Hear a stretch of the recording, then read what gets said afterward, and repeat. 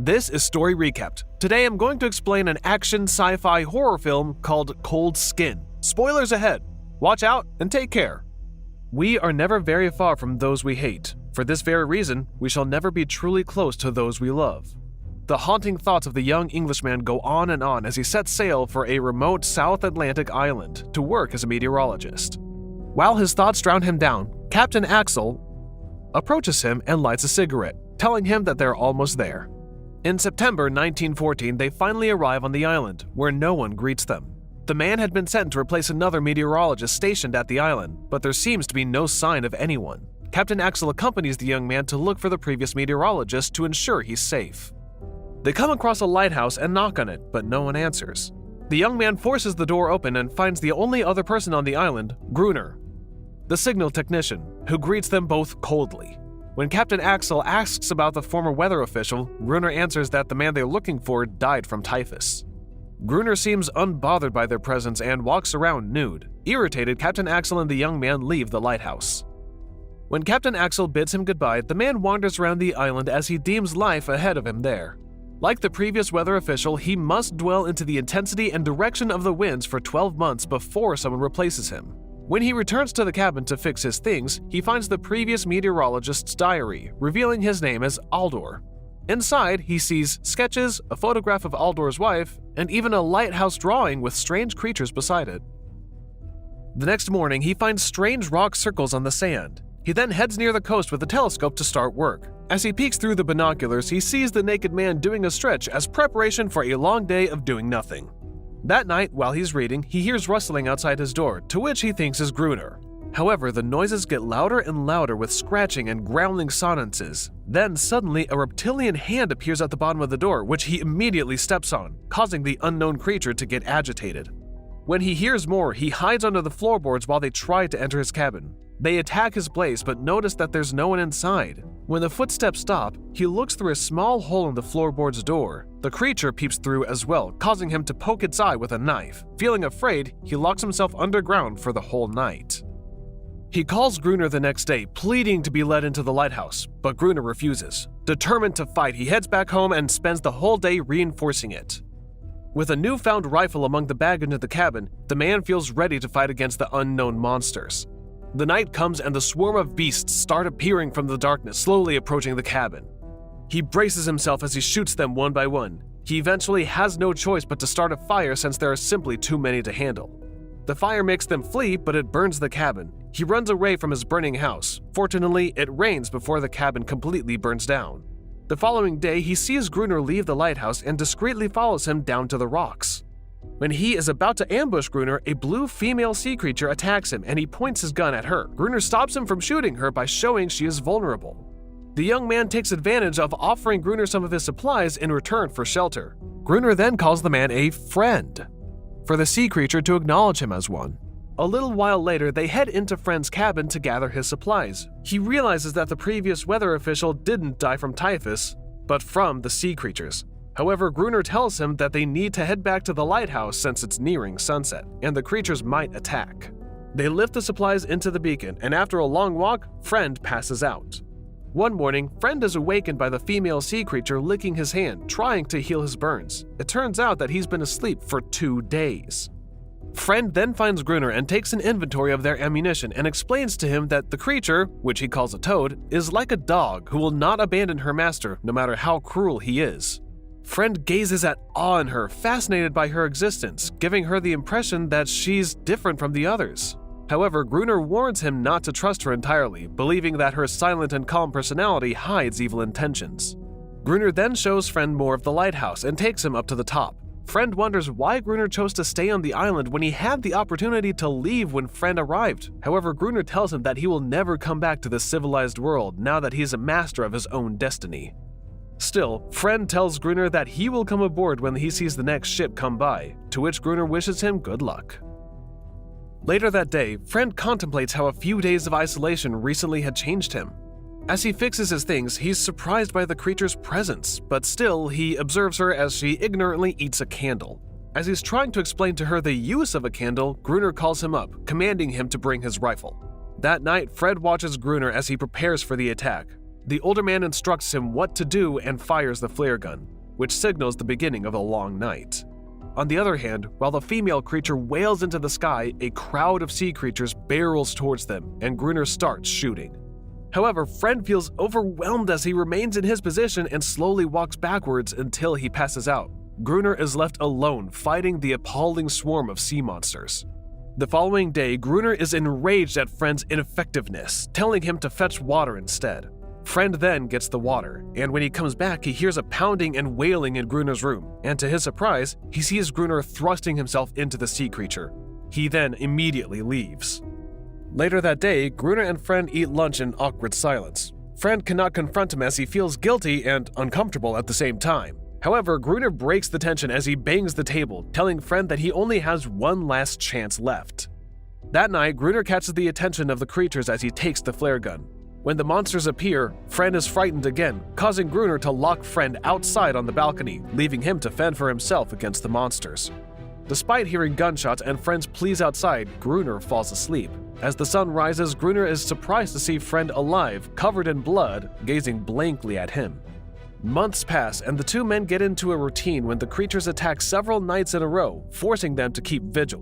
Days are always the same, nights are getting longer, and only nature keeps them sane. They manage to coexist, where Friend's everyday task is to fetch water, while Gruner maintains their weapon.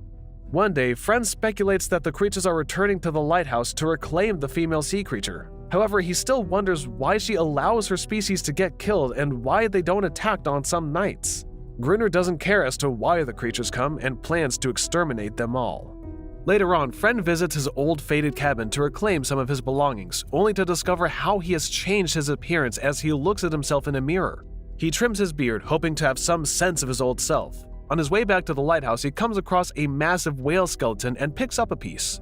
Still, there are no attacks that night, making him believe that the lulls between the fighting are often worse than the battles themselves. Still, they take advantage to prepare for the next attack. While Friend wanders around, he sees the creature and approaches her for the first time as he touches her cold skin. He grows to like the strange being and gives her the name Anaris, while Gruner uses her for his ends as a servant and sex slave. One evening, Gruner invites Friend to play chess. As they play, the young man shares his observations and hypotheses on the existence of the sea creatures. However, Gruner asks him to shut his mouth and play, urging Friend to perform a checkmate. Gruner then picks up his gun and points it towards the young man's direction as he perceives a creature behind his back. It turns out the sea monsters are already on the attack. They run into the higher point of the lighthouse as more and more monsters arrive. They fight with their rifles but are getting overwhelmed as the attack came too sudden. Still, they decide to go up to the lantern pane where the light illuminates. Unfortunately, Gruner is badly bitten on the foot as he flees upstairs after locking themselves inside the pane. They spend the night up there while the creatures try to reach them through the glass partition. Thinking that this is his end, Gruner sings a tragic love song until the sun rises and the monsters leave. That morning, Anaris takes care of Gruner's bitten foot as she sticks her tongue into the wound. They cannot survive another war as they are running out of supplies, ammunition, and will. Later that day, Friend perceives a ship from the distance while he roams. He immediately runs inside to get the flare gun. Afraid of having no one to hate, Gruner restrains Friend as he's about to shoot, pinning him to the ground. Anaris tries to protect Friend, which enrages Gruner, causing him to walk out with the flare gun. Feeling frustrated, Friend yells at Gruner, telling him that he's afraid to be left behind and fight alone. A little while later, Friend finds a way to communicate with Anaris by showing her a boat that he carved out of bone, hoping that she would understand. Anaris then leads him to an abandoned rowboat on the shore, away from the lighthouse.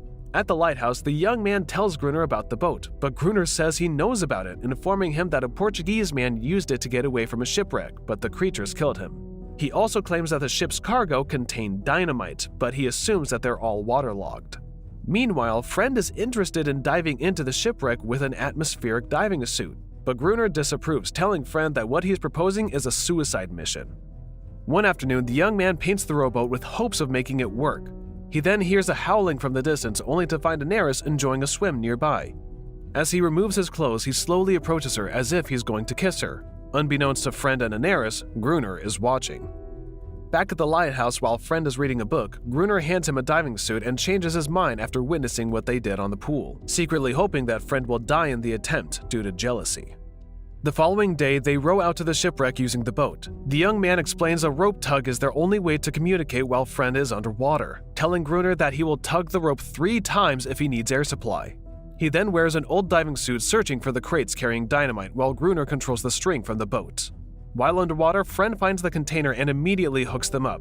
After hooking up several small boxes, Friend finds an infant sea creature peeking through his suit, causing him to fall. He tugs the rope and starts to panic as more of the creatures surround him. Gruner is just watching the rope, on the verge of abandoning Friend. However, as the young man releases himself from the suit and swims up into the boat, where Gruner immediately helps him up. When they return home, they immediately check the crates and discover that only one box among the others contains explosives that are dry enough to use.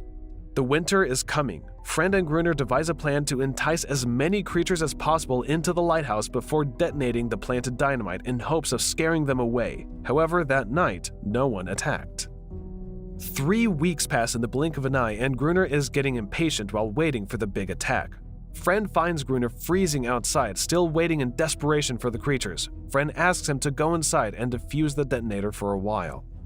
One time, Friend and Gruner are waiting for Aneris' catch for their lunch. However, when Gruner discovers that she brings starfish instead of fish, he kicks her, also blaming her for telling her kind about their plan to scare them.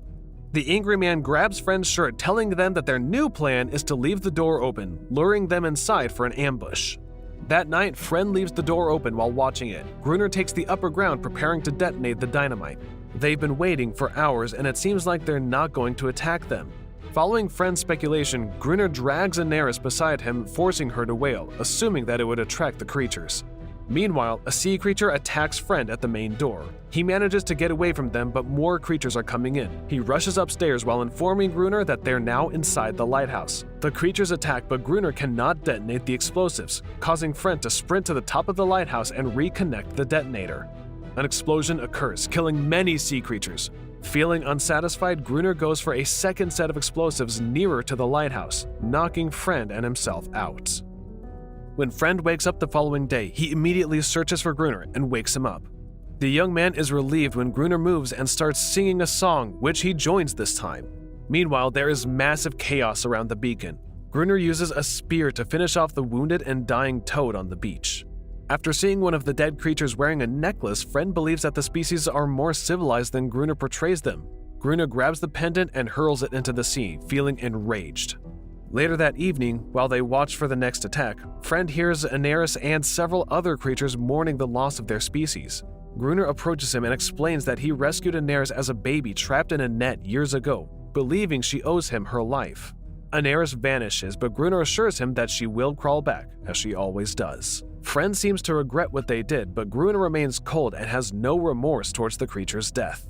One morning, Friend circles the stones in the sand and places the carved bone in the middle, hoping to get rescued. On the other hand, Gruner is still preparing for an explosion to continue scaring away the beasts, but there is still no attack that evening. One time, as Friend fixes Gruner's mess while the old man sleeps, he discovers a wedding photo of Gruner with the words, "Love, love, love," written on the back. He recognizes that the woman in the image is the same as the woman in the diary, realizing that Gruner is the former weather official and that Gruner isn't entirely devoid of human compassion. As a result, Friend erases his day counting as he understands everything is forgotten, including the very reason for his visit to work. There is no work done other than to stay alive. Friend then goes into the shore to remove the carved boat when he sees a child sea creature suddenly approach him. Behind the child is Aneris, who appears more confident and bolder together with her troops. Friend notices that they want a truce, but Gruner does not and only wants Aneris back, but she refuses. He repeatedly echoes, "No one leaves Gruner," while he walks back to the lighthouse. Suddenly, Gruner fires a flare at the child, fatally striking him in the chest. Aneris looks at Friend with doubt and disappointment, leaving him alone. As Gruner continues to fire at them, Friend pursues him, and after a struggle, throws him onto the ground and stabs his leg. Enraged, Gruner stands and gains the upper hand and tries to murder him with an axe, but Friend calls him by his real name, telling him that he's not a murderer. Gruner comes to a pause, drops his axe, and utters, "Love, love, love," as if the man regains his former self. He goes outside and looks at the starry night, where the sea creatures slaughter him. A few months later, the next ship arrives to bring over Friend's replacement. The captain mistakenly calls him Gruner upon witnessing a shocking state of existence, which he doesn't bother to correct. Gruner leaves Friend with an unwavering legacy of taking his place. The young man keeps his role, thinking that this is the peace that he was looking for. The new Gruner stands by the balcony, staring at several boats, while Aneris runs into the sea, where she swims freely. From one hell to another, Friend found salvation. A world war would signal the end of humanity as we know it, but it gets worse. He left one mysterious past behind only to discover the same thing on an island he was fleeing. Seeking peace through nothingness, but in place of silence, he found a monster-plagued inferno. In the end, he finds peace after learning that there is no such thing as life without love, hope without love, or humanity without love. Subscribe to watch more videos like this. Turn on notifications. And leave a like, it really helps the channel out. Thank you for watching.